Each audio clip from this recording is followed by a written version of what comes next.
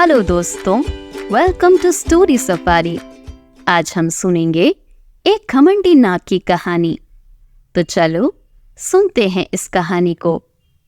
पर कहानी शुरू करने से पहले मेरी आपसे एक रिक्वेस्ट है कि आप चैनल को सब्सक्राइब और वीडियो पर लाइक, शेयर, कमेंट जरूर करें। धन्यवाद। एक जंगल में एक नाग रहता था। वो रोज चिड़ियों के अंडे, छिपकलियां, चूहे, खरगोश एवं छोटे छोटे जानवरों को मारकर खाता रहता। कुछ ही दिनों में वो काफी लंबा और मोटा हो गया। उसका घमंड भी बढ़ गया था। एक दिन नाग ने सोचा, मैं जंगल में सबसे शक्तिशाली हूँ। मैं ही इस जंगल का राजा हूँ।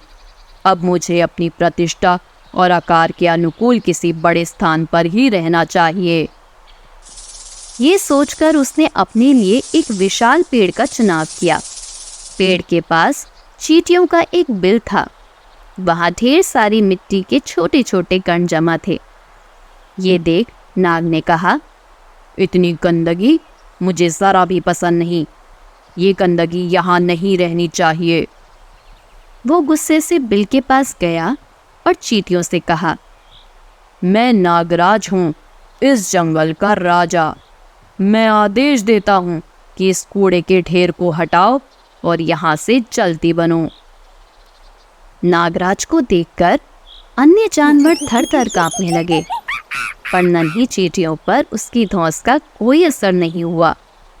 अब नाग का गुस्सा बहुत बढ़ गया। उसने अपनी पूंछ से बिल पर कोढ़ी की तरह प्रहार किया। इससे चींटियों को बहुत क्रोध आया। क्षण भर में 1000 चींटियां बिल से बाहर निकल कर आईं। वे सभी नाग के शरीर पर चढ़कर उसे काटने लगी। नागराज को लगा जैसे उसके शरीर में एक साथ हजारों कांटे चुभ रहे हो। वो एकदम असहाय हो चुका था। असंख्य चींटियों से वो घिर चुका था। उसने छुटकारा पाने के लिए अपने आप को खूब छटपटाया, मगर इससे उसको कोई फायदा नहीं हुआ।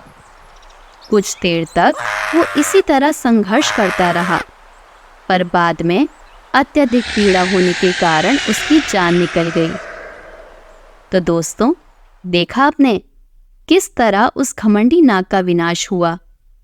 इस कहानी से हमें यही सीख मिलती है कि हमें कभी भी किसी को भी छोटा नहीं समझना चाहिए। व्यर्थ के घमंड से हमेशा विनाश ही होता है। दोस्तों, आज की कहानी यहीं समाप्त होती है। कहानी पसंद आई हो तो वीडियो पर लाइक और कमेंट जरूर करना, और ऐसे ही मजेदार कहानियां सुनते रहने के लिए हमारे चैनल को सब्सक्राइब जरूर करना।